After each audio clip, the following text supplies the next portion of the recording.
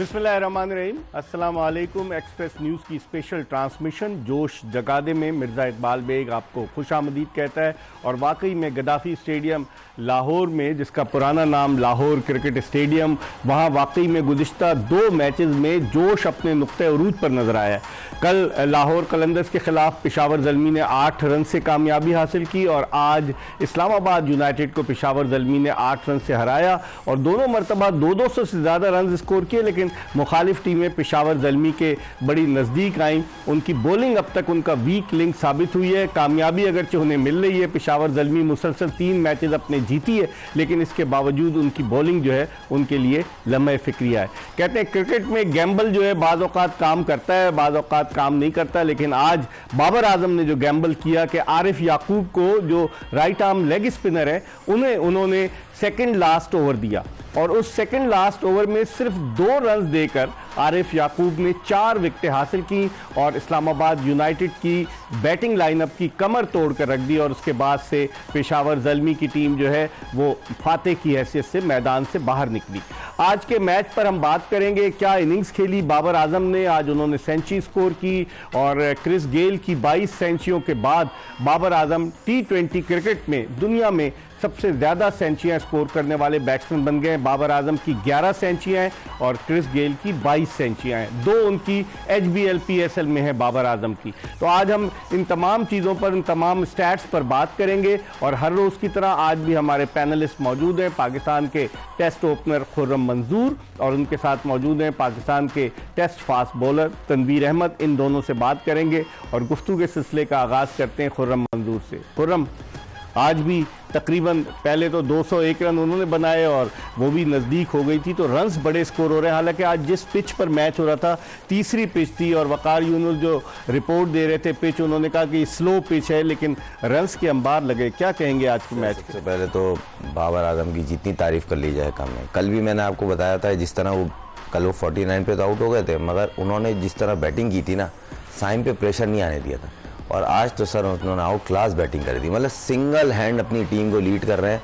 और 2 दिन पुरानी अगर आप डैरिन समी की प्रेस कॉन्फ्रेंस सुने ना तो आपको मज़ा आ जाएगा। जिस तरह उसने बाबर को डिस्क्राइब किया है प्रेस कॉन्फ्रेंस में, मज़ा आ गया। उसने बोला वो लीड कर रहा है, वो अपने हिसाब से चीज़ें लेके चल रहा है और हमें पूरा यकीन है जिस तरह वो ग्राउंड में दिखा रहा है कोई चीज़ गलत नहीं जा रही है सिम्प में।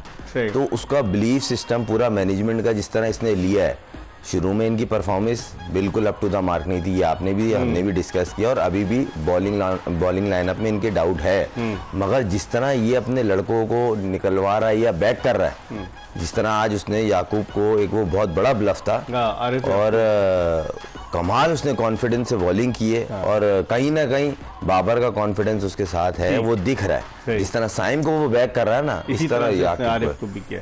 तनवीर, कैसे देखते हैं आज के इस मैच में? रन्स के अंबार लगे, अगरचे पेशावर जीत गई, बाबर आजम ने क्लासिकल इनिंग्स खेली, फिर आजम खान ने बड़ी अच्छी बैटिंग की, वो तकरीबन निकाल के ले जा रहे, लेकिन उनको थोड़ा सा और सेंसिबल होना पड़ेगा। हर गेंद को उन्होंने मारना शुरू किया। उनके साथ कॉलन मंद्रो थे, आप कॉलन मंद्रो को देखिए कितनी अच्छी सेंसिबल बैटिंग कर रहा था। ओवरऑल आप कैसे एनालाइज करेंगे? देखिए, सबसे पहले तो मैं बाबर से स्टार्ट करूंगा क्योंकि बहुत ही एक्स्ट्राऑर्डिनरी इनिंग खेली है और मेरा ख्याल है उन लोगों के लिए शर्म का मुकाम है जो हर टाइम बाबर आजम को क्रिटिसाइज करते रहते हैं। कौन लोग हैं? अपनी दुकान चमकाने के लिए कुछ जाहिर सी बात है जिनका क्रिकेट से ताल्लुक नहीं है वो लोग हैं, जिनका क्रिकेट से भी ताल्लुक है वो खार खाते हैं बाबर आजम से बहुत ज़्यादा कि इसको इतनी इज्जत क्यों मिल रही है। जिस दिन से ये फर्स्ट टाइम, पहला दिन था वो, जिस दिन से ये फ्रेंचाइज से बाहर हुआ था कराची किंग से, उस वेरी फर्स्ट डे से मैं इसकी सपोर्ट में लग गया था क्योंकि मुझे एक चीज़ समझ लग गई थी कि अब इसके पीछे एक एजेंडा शुरू हो गया है। लेकिन बात यह है कि मैं इस वजह से इसकी सपोर्ट में हूँ, आज भी हूँ, आगे भी हूँ और लगा भी रहूँगा क्योंकि ये वाहिद ऐसा प्लेयर है पाकिस्तान क्रिकेट का जिसके अराउंड कोई बड़े नाम नहीं है और वो इतना बड़ा प्लेयर बन गया है। दुनिया के हर क्रिकेटर, जितना बड़ा दुनिया का मैं बाहर हूँ, दुनिया के प्लेयर जितने बड़े प्लेयर भी बने, उन सब के आगे पीछे कोई ना कोई प्लेयर थे जिसकी वजह से वो सीखे, सब कुछ प्लेयर बने। इसके आगे पीछे कोई नहीं। जितना भी कर लो, इज्जत उसको अल्लाह देगा। बल्ले से कप्तान बनेगा, वापस बल्ले से सबके मुंह बंद करेगा। तो आप चाह रहे हैं कि T20 में कप्तानी करे? मैं अभी की बात नहीं कर रहा। जब भी बनेगा सबके मुंह बंद बल्ले से करके करेगा। रही आजम की आपने जो बात की है, बहुत अच्छी इनिंग खेली, नो डाउट बैड बॉलिंग हुई आजम को भी और मनरो को भी, लेकिन बैटिंग बहुत अच्छी की। लेकिन जिस टाइम आजम ने ट्राई की थी वो गलत ट्राई नहीं थी। 13 बॉलों पे 21 रन चाहिए थे, मिड ऑफ के ऊपर से मारने गया, उसके हाथ में बॉल लगा।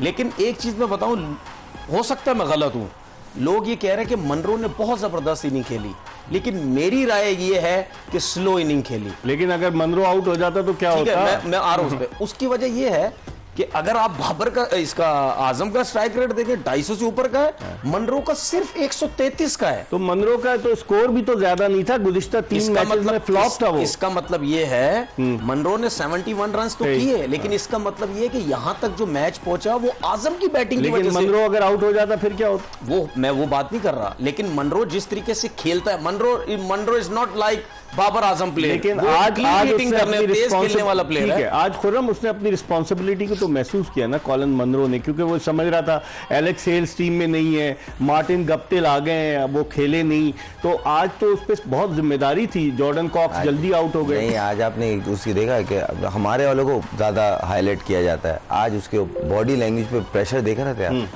उसने हर शॉट को बड़ा कैलकुलेटेड प्रेशर में रह के रुकना, आउट भी नहीं होना है, पूरी तरह थोड़ी बारी लेनी है, जबकि ये उसकी वे ऑफ प्ले नहीं है। वो बहुत जा रहे हैं दुनिया में चंद जो डेंजरस प्लेयर है ना सर्किल के, उनमें से वो एक है। तो उसकी आज ये बॉडी लैंग्वेज, ये प्रेशर हर प्लेयर पे आता है भाई। ये दुनिया का कोई भी बड़ा प्लेयर हो उस पर प्रेशर आता है, मगर उसकी इनिंग इस्लामाबाद यूनाइटेड के लिए फायदेमंद थी।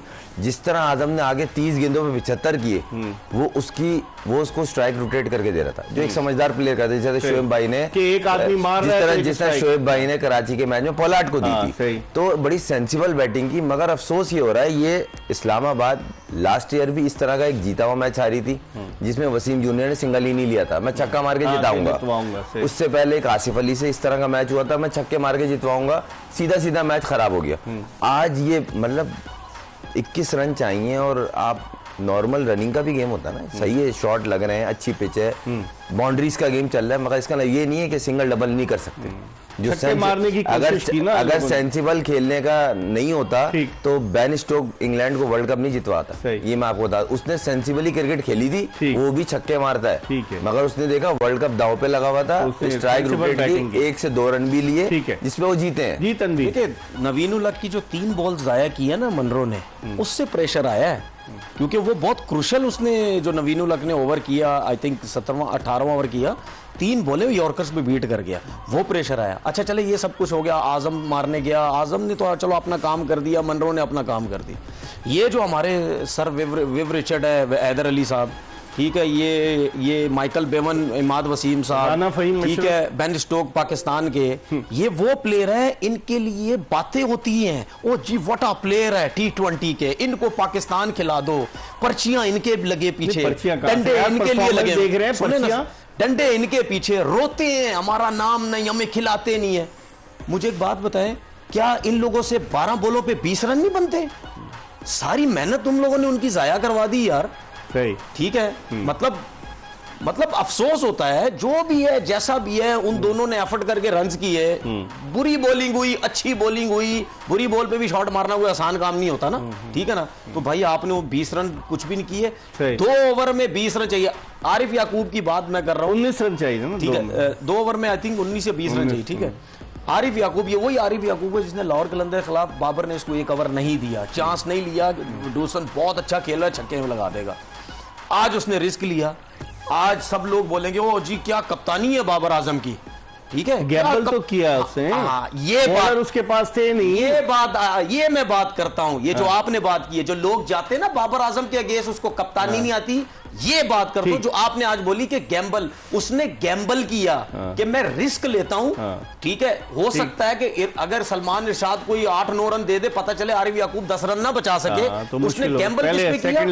मनरो के ऊपर, लेफ्ट हैंडेड बैट्समैन के ऊपर, उसको विकेट मिली, वो 4 आउट कर गए। गैम्बल होता है T20, इकबाल भाई है ही टोटल गैम्बल है। अच्छा, आरिफ याकूब आप उसके साथ खेले, कराची से खेला है, और वो लेग स्पिनर, 8 विकेटें उसकी हो गई, एक मैच में उसने 3 दी थी, आज 5-8 विकेटें हो गई उसकी। तो आरिफ याकूब को आप कैसे देखते हैं? आप उस दिन जिक्र कर रहे थे कि वो ऊपर से गेंद को छोड़ता है, फ्लाइट देता है, जिसकी वजह से स्ट्रोक्स मारने में आसानी होती है बैट्समैन को, लेकिन आज डिफरेंट नजर आया। आज उसने लोअर ट्रेजेक्ट्री में बॉलिंग की या वैसी फ्लाइट दे रहा था? नहीं आज क्या वो बेसिकली कल से हमने उसकी बॉलिंग में इंप्रूवमेंट देखी है। पहले मैच में बॉल छोड़ रहा था जिसपे उसको बाबर ने बीच मैच में भी कहा था और उसको 1 ओवर भी रोका था। कल उसने बहुत कदरे बेहतर बॉलिंग की थी, आउट नहीं मिले वो अलग अलग, मगर आज जो उसने बॉलिंग की है ना, देखें डे बाय डे, मैंने आपको बोला था सीखेगा, सीख रहा है, क्योंकि देखें भूखा है ना, क्रिकेट के लिए भूख है। जो बोलता है ना हमें सब आ गया, तो बस फिर ऐसे ही हो रहा है, जा रहे हैं और आ रहे हैं। तो वो लड़का मेहनती है, खेलता आ रहा है, फिर सीखने का शौकीन है। बाबर जिस तरह उसको कॉन्फिडेंस दे रहा है और जिस स्टेज पे आज उसने ओवर करवा दिया और अल्लाह ने जिस तरह उसको इज्जत दी है, बहुत बड़ा रिस्क था। देखें बहुत बड़ा ब्लफ था और इसमें कोई डाउट नहीं है कि बाबर ने चांस लिया और T20 है रिस्की गेम, मगर इसका मतलब ये नहीं है कि आप इतने हवा में आ जाएं कि आप उनके लिए बड़ी बड़ी बातें करें। बहुत बड़े बड़े भंड भी हैं और पाकिस्तान को डैमेज हुआ है, लीग क्रिकेट डैमेज नहीं हुई है। कैसे? पाकिस्तान के गलत डिसीजन हुए हैं इसकी कप्तानी में, तब पाकिस्तान हारा है। क्रिटिसाइज नहीं हो रहा, एडवाइस दी जा रही है, भाई इंप्रूवमेंट लाओ जैसे बैटिंग में लाते हो, कप्तानी में भी। इसमें कोई पर्सनल नहीं हो रहा है किसी आज वैसे उसकी कप्तानी कुछ बेहतर इंप्रूवमेंट दिख रही है ना। आज प्रेशर में उसने अच्छी कप्तानी की, सेंसिबल कप्तानी की, बॉलिंग की सिलेक्शन अच्छी करवाई। सबसे अच्छा जो उसका स्टेप था ना, कोई उसको रेज ही नहीं कर रहा, साइम अयूब से 3 ओवर करवा दिया शुरू में, वो अच्छा डिसीजन, सबसे स्मार्ट डिसीजन था उसका। और ये पिछले मैच की कैलकुलेशन थी उसकी, ये इस मैच में उसको कॉन्फिडेंस ज्यादा आया कि अगर आरिफ पिटता भी ना तो 3 ओवर कराने पड़े। साइम को पहला ओवर करवाया, अगर उसमें आउट करता वो अगला ओवर फिर करवाता, ये नहीं कि फखर खेल रहा था इसलिए करवा दिया। आपके कहने का मकसद ये है कि इंप्रूवमेंट उसकी कप्तानी में आ रही है, दिख रही है, जो चीज दिख रही है बोल लेना, हम कोई पर्सनल लोड, मैं खुद उसकी बैटिंग का मद्दा हूं बहुत बड़ा भाई। क्या कहेंगे? देखिए अगले मैच भाई पिछला अगर उसका पाकिस्तान से देखिए अगले मैच में अगर वो उसकी टीम हार जाएगी, सब बोलेंगे कप्तानी बुरी कर रहे हैं। एक मैच के ऊपर नहीं होता तनवीर कि एक मैच पे कप्तानी बुरी। मैं वो बात नहीं कर रहा, मैं सिर्फ बाबर के अलावा भी हर किसी की बात करता हूं कि भाई सिर्फ कप्तान का प्रॉब्लम नहीं होता है, पूरी टीम इन्वॉल्व होती है उसके अंदर।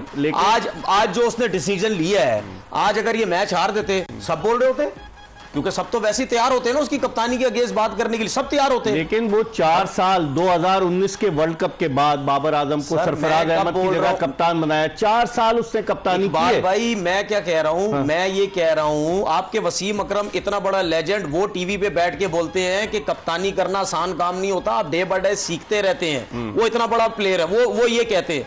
मैंने ये कभी नहीं बोला, मेरे हर स्टेटमेंट उठा के देख लें कि मैं बाबर आजम को बड़ी उसकी नहीं, मैं ये कहता हूं कि भाई जो उसकी गलती है जरूर उस पे, लेकिन ये मत शुरू हो जाएगी सिर्फ बाबर की वजह से आ रहे, सिर्फ बाबर की वजह से आ रहे। अगर आज आरिफ याकूब को रन्स पड़ जाते, पूरा पाकिस्तान लगा होता, जो लोग टीवी पे बैठे हुए, ओ जी बाबर आजम को कप्तानी नहीं आती, बाबर आजम को कप्तानी क्या कहेंगे खुर्रम? नहीं गैम्बल किया उसने। सुने एक मिनट जी खुर्रम, मैं ये बिल्कुल सही कह रहे हैं। अगर आरिफ को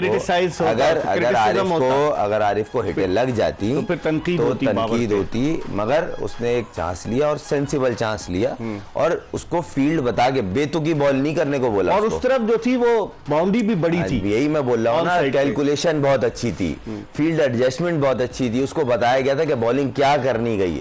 पहले ऐसा नहीं था, मार पड़ लिए वो बॉल करे जा रहा है कोई भी बॉलर, और बॉलर कप्तान खड़ा है, सीनियर प्लेयर खड़े में। कल के मैच में देख लें, जब जमान को मार लगनी शुरू हुई है या वो उनका जो नया जायदाद है, कोई उसके करीब गया? कोई भी नहीं गया। जब 6 बॉलें हो गई, फिर एक ब्रैथवेट साहब चलते हुए आए, उससे बात कर रहे हैं, तब क्या कर रहे हो यार? उसको तो बुरा मार के 21 रन ले लिए तो उसको। अच्छा, आज के इस मैच के अगर हवाले से हम बात करें कि 201 रन एक बड़ा स्कोर था, और आखिरी जो 5 ओवर मैंने बताया कि तकरीबन 76 रन बने, आखिरी ओवर में बहुत पिटाई हुई। आप समझते हैं कि शादाब खान ने मिस कैलकुलेट किया जिसकी वजह से आखिरी 5 ओवर में इतने रन बने? वरना उमूमन ये तासुर था कि 180 पे मैच फंसेगा, लेकिन ऐसा हुआ नहीं, रन बहुत बन गए आखिरी ओवर। देखिए मेरे हिसाब से जो पहले 50 रन किए थे ना बाबर ने, वो 39 बॉल्स पे किए थे, जो दूसरे किए वो 20 बॉल पे किए। मेरे ख्याल में कोई भी तवक्को नहीं कर पा रहा था कि बाबर 20 बॉलों पे अगले 50 रन कर देगा, लेकिन स्टार्टिंग वहां से शुरू हुई जो हुनैन को मार लगना शुरू हुई। क्या उसने बैटिंग? देखिए उसके लिए सीखने का प्रोसेस है। मैं अब एज अ क्रिकेटर मैं उसके अगेंस्ट नहीं जा रहा। क्यों नहीं जा रहा? क्योंकि उसको एक टॉप के प्लेयर, अच्छे प्लेयर ने रन्स किए और उसके लिए सीखने का टाइम है कि यार मुझे मारा भी एक अच्छे प्लेयर ने जो है वो मारा, ठीक है। वहां से जो बाबर ने जो क्लिक करना शुरू, हालांकि आप देखें कि और उसके अलावा साइम ने जो शुरू में साथ दिया, उसके अलावा बिल्कुल भी कोई साथ नहीं दे सकता। मैं ब्रेक पे जाऊंगा। नहीं, इसमें कोई डाउट नहीं है। और हम किसी की अगर बात कर रहे हैं ना, तनवीर भाई, मैं या आप, तो हम किसी से पर्सनल नहीं है। तो आप इतना टेंशन नहीं ले, कोई बोलता है, दुनिया का काम है बोलना, उनको छोड़े, आप रिलैक्स करके आप अपनी बात करें। दूसरी बात सुने, जो होना है, नहीं एक वैसी बात कर रहा हूँ, देखिए दुनिया को खुश नहीं कर सकते आप, कुछ भी कर पाकिस्तान की बेटरमेंट के लिए जहाँ दिखेगा मैं बोलूंगा, भले मुझे लोग गालियां दें, प्यार करें, कुछ भी करें। इसी नोट पर हम एक ब्रेक ले रहे हैं और ब्रेक के बाद दोबारा खुर्रम मंजूर और तनवीर अहमद के साथ आपको ज्वाइन करेंगे। आज के मैच के हवाले से बात करेंगे, जोश जगा दे एक्सप्रेस न्यूज की स्पेशल ट्रांसमिशन HBL PSL 9 के हवाले से।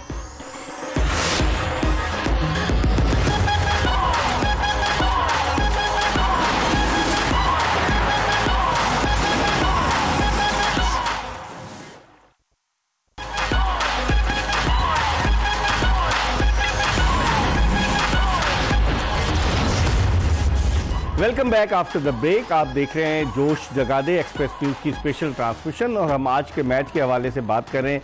क्या मैच हुआ, और आज भी गद्दाफी स्टेडियम लाहौर जो है वो शायकीन क्रिकेट से खचाखच भरा हुआ था और किस तरीके से क्रिकेट की सनसनीखेजी अप्स एंड डाउन्स के बाद बिलाखिर फातेह ठहरी पेशावर ज़ल्मी की टीम। थोड़ी सी बात करते हैं कॉम्बिनेशन के हवाले से। एक तो खुर्रम, आप ओपनर हैं, मुझे बताइए जब से बाबर आजम के साथ साइम अयूब ने इनिंग्स ओपन करना शुरू किया, हालांकि उसकी 2 इनिंग्स, एक मैच में तो पहली गेंद पे शोएब मलिक ने आउट कर दिया, एक मैच में 7 रन किए, लेकिन उसके बावजूद जो पार्टनरशिप है, आप समझते हैं कि इस टूर्नामेंट की ये बेहतरीन ओपनिंग पार्टनरशिप है जोड़ी, जो कि एक लेफ्ट हैंडेड एक राइट हैंडेड, और बाबर आजम जिस तरह से ग्राउंड रिड शॉट्स खेलता है और जिस तरह से साइम अयूब वो दायरे का, सर्किल का फायदा उठाता है, कैसी लगती है ओपनिंग जोड़ी? नो डाउट दोनों अपनी परफॉर्मेंस से अपने दोनों नाम भी बना रहे हैं। मेन चीज़ ये कि साइम जो है ना, जिस तरह खेलता है उसको बाबर थोड़ा बोल रहा है तुम टाइम लोगे तो ज्यादा रन्स करोगे। तो 2 मैचों से, आज के मैच में और पिछले मैच में जो कल इसने रन किए, दोनों मैचों में इसका मुकाबला अगर पिछले मैचेस में किया जाए, उसमें बहुत ज्यादा ऐसा लगता था बस शॉट खेलने, बड़ी हिटें मारनी।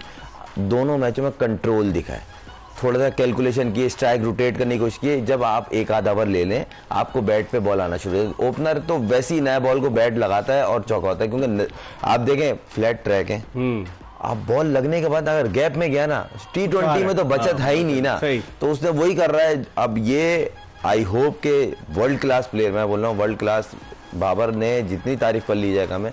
अगर साइम इसके साथ रह के भी अगर नहीं सीखेगा ना, तो सर मैं बोल रहा हूँ बदनसीब होगा। तनवीर, आप समझते हैं यही जोड़ी जो है T20 वर्ल्ड कप में 1 जून से शुरू हो रहा है, पाकिस्तान का मैच 9 जून को भारत के साथ है न्यूयॉर्क में, ये ओपनिंग जोड़ी T20 वर्ल्ड कप में नजर आएगी? आप समझते हैं कि रिजवान बाबर के साथ इनिंग्स ओपन करेगा? देखिए फिलहाल अभी जो लोग आए थे उन्होंने तो बाबर को तीसरे नंबर पे, जो हफीज़ और वही हेड कोच, वही डायरेक्टर साहब जो आए थे, उन्होंने तो तीसरे नंबर पे कर दिया था। लेकिन जब तक बाबर खुद था, आपके सामने रिजवान और बाबर की जो पार्टनरशिप, जो परफॉर्मेंस थी, वो ठीक ठाक किस्म की थी।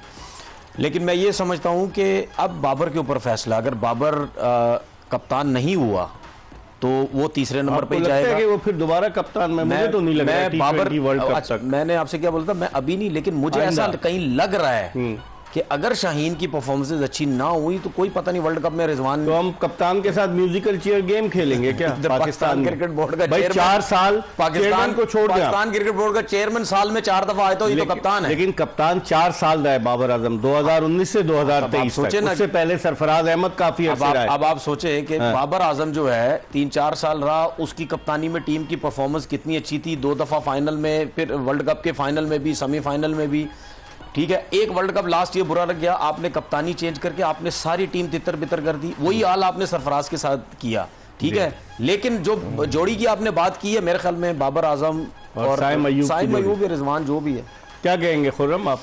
देखिए मैं इस चीज़ का यूं जवाब दूंगा विराट कोहली की बात करते हैं हम। विराट कोहली दुनिया का बेस्ट, मैं बोल रहा हूं इस जनरेशन का बेस्ट प्लेयर है। उसको कप्तानी से हटाने की एक बेसिक वजह दी थी गंगुली ने। नहीं, उन्होंने गंगुली ने जो रीजन दिया था ना, बोला हमने इसकी कप्तानी में एक भी आईसीसी इवेंट का ट्रॉफी नहीं उठाई।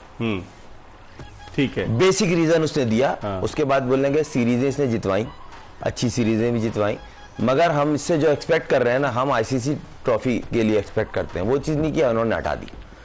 बाबर के ऊपर भी यही लगता है, 4 साल बहुत होते हैं। जो इतने बड़े बड़े नाम या ग्रेट प्लेयर्स या पाकिस्तान के जो एक्सपर्ट्स जो उसको क्रिटिसाइज कर रहे हैं, बेसिकली उनकी वजह जो पीछे है कि इसकी कप्तानी में कोई भी इवेंट नहीं जीते, आप जितवाएंगे तो आपका बड़ा नाम बनता है। सही, ये बेसिक रीजन है। और ये हीरो बन गया था, सरफराज की कंसेक्यूटिव 11 सीरीज चले आईसीसी, मैं बोल रहा हूं आईसीसी चैंपियंस ट्रॉफी एक तरफ कर दें, लेकिन 11 T20 सीरीज उसकी कप्तानी मैं आपको बताता हूं सर। कोयटा से जितवाया, अंडर 19 वर्ल्ड कप उसने जितवाया 2006 का। सही, उसके बाद ICC champions trophy 11 consecutive series है।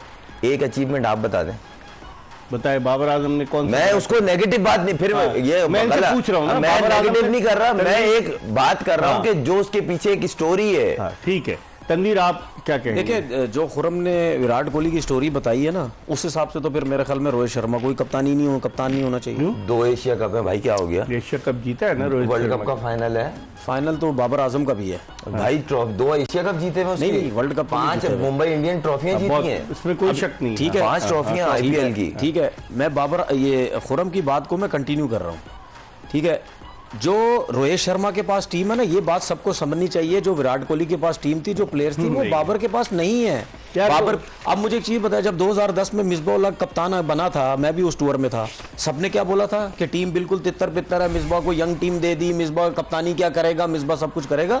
देखिए, ये चीजें देखें सारे, जब बाबर कप्तान बना है उसके पास है क्या? आज दिन तक बाबर आजम के अलावा रिप्लेसमेंट आपके पास टीम में, या रिजवान होगा, आपके पास प्लेयर है इस क्वालिटी के। अभी थोड़ी देर पहले मैंने बोला दुनिया का one of the best player मेरी नजर में, जिसके अराउंड कुछ भी नहीं और इतना बड़ा प्लेयर बना। आपको एक टूर्नामेंट जीतने के लिए आपके पास प्लेयर होते हैं, उसके बावजूद भी सलाहियतें भी तो होती हैं। तो अकेला उसके पास जो अपनी सलाहियतें वो कर तो रहा है, उसके अलावा क्या कर सकता है? कैप्टन तो एज अ कैप्टन अभी पेशावर ज़ल्मी में उसके पास कुछ नहीं है। हम ही कितने दिन से बात कर रहे हैं ना, आज भी, कल भी मैच जीता पेशावर, आज भी जीता, लेकिन आज भी हम ये बोलेंगे कि ये बॉलिंग वीक है। क्या कह रहे थे? पास नहीं है बॉलिंग। क्या कह रहे थे? अब तनवीर भाई ने क्या, इसका काउंटर में इस तरह करूंगा, नथिंग, इनकी बात को मैं नीचा नहीं कर रहा। देखिए, इनकी अपनी राय है आपकी यार। देखें, अगर कोई ये बोलता ना बाबर की मर्जी की टीम नहीं थी, तो पहले सारे लड़के उसकी मर्जी के थे। 30 लड़के सर उसने निकाले 3-4 साल में। मैं डोमेस्टिक खेल रहा हूँ और मैं उन बदनसीबों में था जो उन 30 में नहीं था। 5 ट्रॉफियां उठाई है मैंने बेस्ट बैट्समैन की, कोई पूछने वाला नहीं था, क्योंकि मिक्की आर्थर साहब ने बोल दिया था ये 30 लड़के हमें समझ में आ रहे हैं, और उन लड़कों का ये आलम था वो डोमेस्टिक नहीं खेलते थे। लेकिन आपके कहने का मकसद ये कि बाबर आजम ने अपनी मर्जी के लड़के, मर्जी के सर, जिस पे हाथ रखा उठा के देख लें। मैं नहीं बोल रहा, 4 साल की लिस्ट निकाल लें, उनके डोमेस्टिक मैच निकाल लें, और जो खेल लेते उनके मैच इंटरनेशनल निकाल लें। मैं किसी से पर्सनल नहीं हूं, लेकिन जो बात चल रही है ना कि उसको कप्तान, भाई पाकिस्तान से मुखलिस रहो। मेरा पाकिस्तान नहीं है भाई, पाकिस्तान से खुर्रम मंजूर है, खुर्रम मंजूर से पाकिस्तान नहीं है। सही, मैं इस चीज को बोल रहा हूं, और हम उसके अगेंस्ट नहीं भाई, मैं उसकी बैटिंग का बहुत बड़ा मद्दा हूं। मैं बोलता हूं भाई, मैं करूंगा। सरफराज जहीन कप्तान था, और माने, और है, इसमें कोई डाउट नहीं है। कोई अगर बोलता है, इन्होंने मिसबा की बात की ना, मिसबा भाई ने अपनी कप्तानी में टेस्ट नंबर 1 टीम बनाई है। आज तक नहीं बनी थी, बनी ना, कुछ तो अचीवमेंट है उनके पास। तो इनसे भी फारिग लड़के थे, 150 के 4 बॉलर। एक मिनट, मैं सर मैं जवाब दे रहा हूँ, स्टैट्स है, 150 स्पीड के उनके पास एक बॉलर नहीं था, इनके पास 6 बॉलर है, मैं गिनवा सकता हूँ। मिसबा के पास हसनैन, शाहीन, नसीम, हारिस, जमान, ये सभी नहीं की लौट है, एहसानुल्लाह, ये सारी उनके लौट है। जब टीम आई है उस टाइम अजहर अली उसी टाइम आए थे, यूनुस खान उनके पास थे, हफीज कब से खेल रहे थे, सईद अजमल उनके पास थे, अब्दुल रहमान उनके पास थे, उमर गुल उनके पास थे, इकबाल भाई बात कहीं और जा रही है।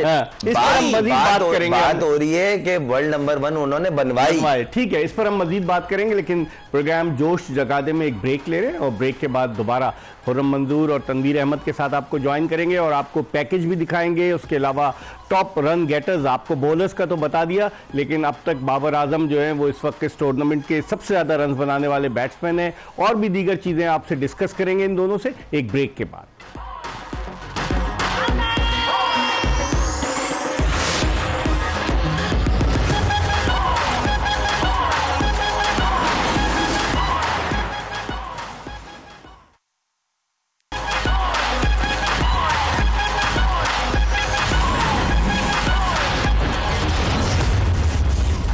ब्रेक के बाद एक मरतबा फिर एक्सप्रेस न्यूज़ की स्पेशल ट्रांसमिशन जोश जगादे में आपको खुशामदीद कहते हैं। और जिस तरह से आखिरी 2 मैचेस हुए, बड़े दिलचस्प सनसनीखेज मुकाबले, पॉइंट्स टेबल पर एक नज़र डाल लेते हैं कि लाहौर कलंदर्स की टीम तो पॉइंट्स टेबल पर सबसे नीचे है, उसका कोई पॉइंट नहीं है। और बाकी टीमों के अगर आप पॉइंट्स देखें तो 8 पॉइंट के साथ मुल्तान सुल्तान टॉप पर है, क्वेटा ग्लैडिएटर्स के 6 और आज पेशावर ज़ल्मी के मुसलसल तीसरा मैच जीतकर उसके पॉइंट्स की तादाद भी 6 हो गई है। कराची किंग्स के 4 पॉइंट्स हैं और इस्लामाबाद यूनाइटेड 2 मरतबा की चैंपियन टीम, उसके सिर्फ 2 पॉइंट्स हैं। तो इस सिचुएशन को देखते हुए 5 मैच अभी मुल्तान सुल्तान को मजीद खेलने, क्वेटा को 6, पेशावर को 5, कराची किंग्स को अभी 7 मैच खेलने और इस्लामाबाद यूनाइटेड को भी अभी 6 मैच खेलने, जबकि 5 मैचेस खेलने हैं लाहौर कलंदर्स की टीम को। खुर्रम, अभी भी आप इस बात पर कायम है कि आखिरी 3 टीमों के दरमियान मुकाबला होगा ऊपर जाने? बिल्कुल, मैं अपनी बात पे बजीद हूँ। आखिरी 3 टीमें चौथी पोजीशन के लिए आखिरी 4 मैच इस्लामाबाद और कराची, इवन क्लोज मैच भी होगा ना, इनको एज मिल जाएगा जिसका भी, क्योंकि जहां पॉइंट टेबल में टाई पड़ती है आपको एक रन पे मैंने देखा ऊपर नीचे होते हुए। तो ये आखिरी जो 3 टीमें होगी ना, अब ये डिसाइड करना आप स्टैंड कहां कर रहे हैं। अगर आप बॉटम 3 में आए हुए हैं ना तो आपके साथ बहुत मुश्किल है, क्योंकि आप उसमें से एक ही जाएगी। ठीक है, तो कोशिश यही होगी। और मुझे पूरा बिलीव है लाहौर और इस्लामाबाद दोनों जो ऐसी टीम है, ये डेंजरस टीम है, क्रिकेट बहुत डेंजरस खेलती है, ये वापस कम अनप्रिडिक्टेबल टीम है। ये किसी दिन बहुत आउटस्टैंडिंग खेलती है, कभी कभार ऐसा होता है ये क्या हुआ। सही, तो ये चीज है। तनवीर, अगर आप देखें मुल्तान, क्वेटा और पेशावर, ये 3 टीमें तो ऐसा लग रहा है कि क्वालिफाई कर जाएंगी प्ले ऑफ के लिए, अनटिल एंड अनलेस कोई गड़बड़ ना हो। बाकी 3 टीमों में मुकाबला है, लाहौर, उसके अलावा लाहौर की, इस्लामाबाद। लाहौर की बात करते हैं, उनके तो 5 मैच हुए हैं, उनको तो अब सारे मैच जीतने, उनका तो कोई पॉइंट नहीं। उनका लाहौर में कोई मैच नहीं ना, अब उन्हें बाहर निकल के खेलना, तो जीतने हैं। अगर अब लाहौर की टीम एक मैच भी हार गई तो बिल्कुल रेस से बाहर मुश्किल हो जाएगा। लेकिन आप ये नहीं कह सकते कि टूर्नामेंट से बाहर हो गए। बाकी जो टीम्स हैं, जिस तरह कराची किंग्स है या इस्लामाबाद है या ऊपर ज़ल्मी भी है, अब ज़ल्मी अगर 5 में से 3 मैच जीती हुई है, 6 पॉइंट है, इसका मतलब ये नहीं है कि ये नीचे नहीं आ सकती, ये भी आ सकती है। कोई पता नहीं है कि नीचे की टीम, मैं कराची किंग और यूनाइटेड की इस वजह से बात करूं क्योंकि यूनाइटेड के 4 मैच हैं, उनके 3 हुए हैं। लाहौर का अब कोई चांस नहीं, उनके पास फिर भी चांस है, 1-2 मैच कहीं हार गए, उसके बाद जीतते चले गए, शायद कहीं सिलसिला हो जाए। लेकिन इनके लिए सिर्फ पॉइंट्स नहीं है, इनके लिए रन रेट भी बहुत अच्छा करना है। इसीलिए कह रहे थे कि आज का मैच अगर इस्लामाबाद की टीम जीत जाती तो इनके पास 4 पॉइंट हो जाते और इनको जरा इनको एक सांस में सांस आती, चलो यार एक मैच जीते। और ये वो टीम है जो पहला मैच लाहौर कलंदर को हराने के बाद अपनी गलतियों से हारी, पहला 8 विकेट। लेकिन अगर आप देखें, सिवाय 2 टॉप की टीमों के बाकी सब टीमों का नेट रन रेट माइनस में। खास बात वो दोनों टीमों ने मैच भी जीते हुए ना, मुल्तान का और क्वेटा का, दोनों एक ने 4 मैच जीते हुए, एक ने 3 मैच जीते हुए, उनका ऑब्वियस सी बात है। 3 तो पेशावर ने भी जीते हैं। अब नहीं, अब जीते हैं, मगर उनका क्लोज मैच गया ना, आखिरी बॉल तक गए। लेकिन नेट रन रेट अगर आप देखें तो सबके माइनस में पेशावर, कराची, इस्लामाबाद, लाहौर। और अभी वही वाली बात है कि सर थोड़ा सा अभी जैसी आधा होगा ना टूर्नामेंट, सही मानों में 13 मैच हो गए, 34 मैचेस होने, अभी 21 मैच बाकी है। जब आधा होगा ना टूर्नामेंट, सही सर मजा तब आना शुरू होगा जब टीमों को सही मानों में आप लगाएंगे कि ये मैच हारे तो ये हो जाएगा, हम बाहर हो जाएंगे। जिस तरह भी तनवीर भाई ने सही कहा कि लाहौर को अब बिल्कुल नेक टू नेक आ गए, 1 मैच का मार्जिन और है। अगर वो भी हारते हैं फिर तो आपको 4 कंसेक्यूटिव जीतने हैं, वरना एक भी और हारे तो आप टूर्नामेंट की लाइन से बाहर हो जाएंगे। लाहौर को हारिस रऊफ के अनफिट हो जाने की वजह से पूरे टूर्नामेंट से आउट हो गया, नुकसान होगा ना बहुत।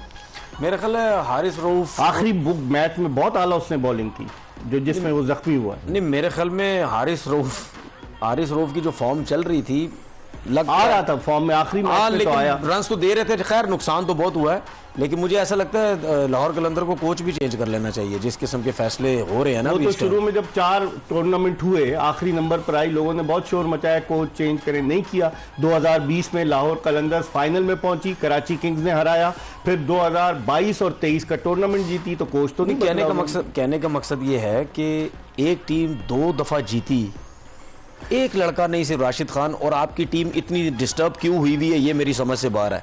क्यों डिस्टर्ब हुई हुई है, मतलब क्या सिर्फ कोच का इसमें कसूर है?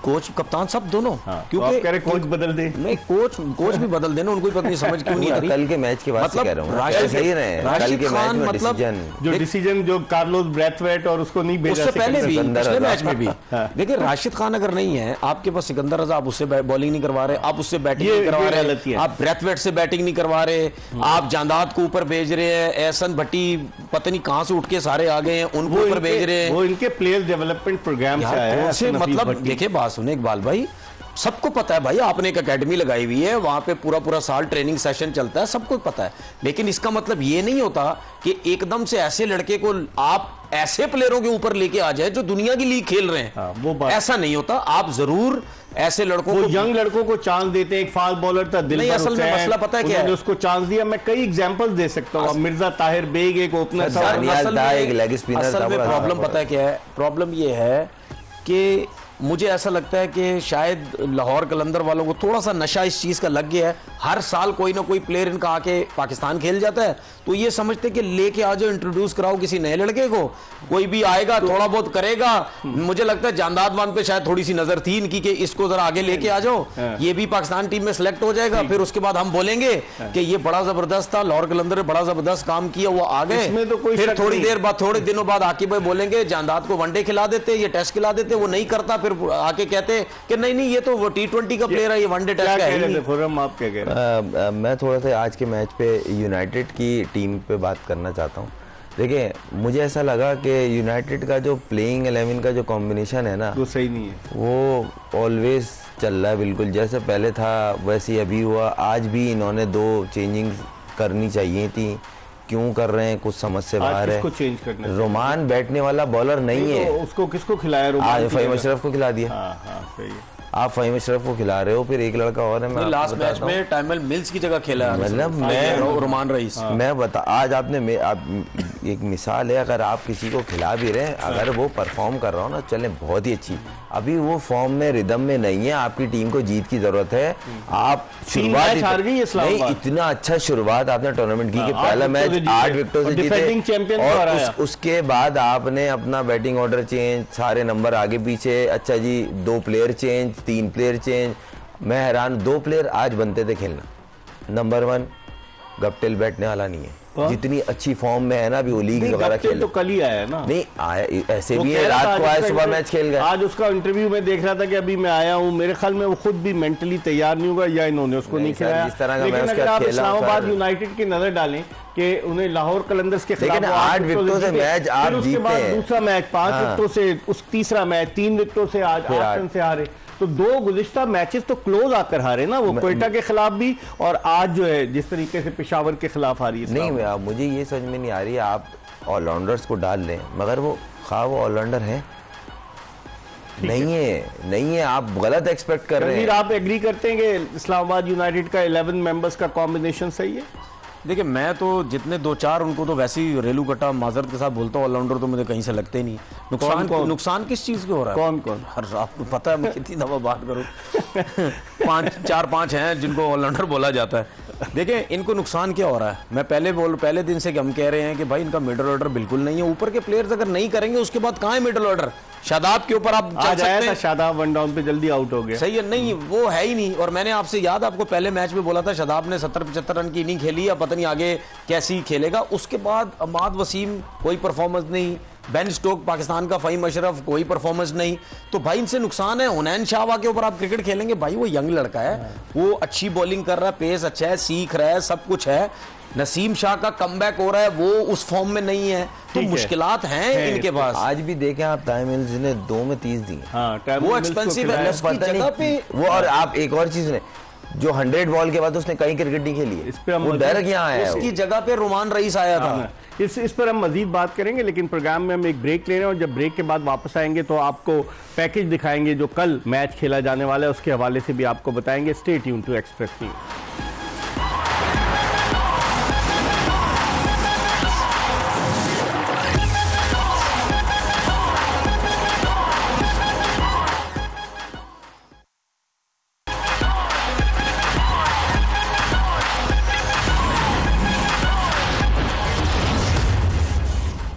ब्रेक के बाद एक मरतबा फिर आपको जोश जगा दे में खुश आमदीद कहते हैं। क्रिकेट का मेला HBL PSL 9 की सूरत में अब आहिस्ता आहिस्ता अपने आगे की तरफ बढ़ रहा है और कल जो है गद्दाफी स्टेडियम लाहौर एक और मैच की मेज़बानी करेगा और ये मैच मुल्तान सुल्तान्स और लाहौर कलंदर्स की टीमों के दरमियान खेला जाएगा और फिर 28 फरवरी से नेशनल स्टेडियम कराची में मैचेस शुरू होंगे।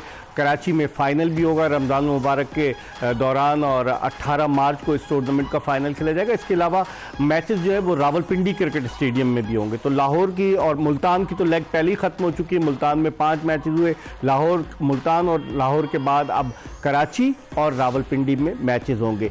कल जो मैच खेला जाएगा मुल्तान सुल्तान्स और लाहौर कलंदर्स के दरमियान, उसके हवाले से पहले आपको एक पैकेज दिखा देते हैं। जी, पैकेज आपने देखा, क्या समझते हैं खुर्रम, कोई चेंजेस करेगी लाहौर कलंदर्स? डू और डाई सिचुएशन है कल उनके लिए। चेंजेस तो बनती भी हैं और अगर चेंजेस नहीं कर रहे तो एक रिक्वेस्ट है मेरी कि जिस नंबर पे एहसन आया था उस नंबर पे सिकंदर रजा, उसके बाद ब्रैथवेट को भेजें, उन पे रिलाय करें। आप कह रहे हैं बहुत फर्क पड़ेगा, वो बड़े मैच्योर क्रिकेटर हैं। तनवीर, आपकी क्या राय?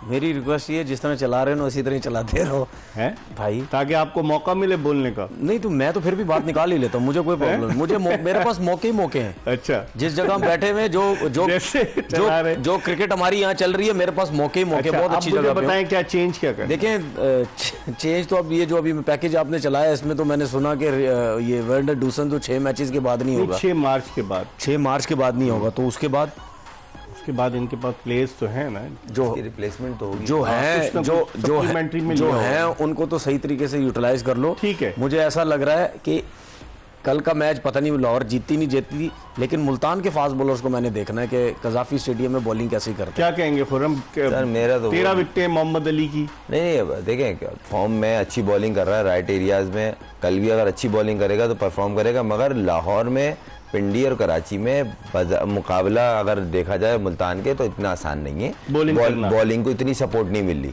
मगर अच्छे रिदम में अच्छे एरिया में बॉल कर रहा है वो, तो तारीफ करनी पड़ेगी। तो आई होप कि वो कल कंटिन्यू करे। मगर एक चीज है कि मुल्तान एक फॉर्नर शॉट से खेल रही है, तो मुझे 3 खिलाती है। मुझे लग रहा है ये जॉर्डन को डालेंगे।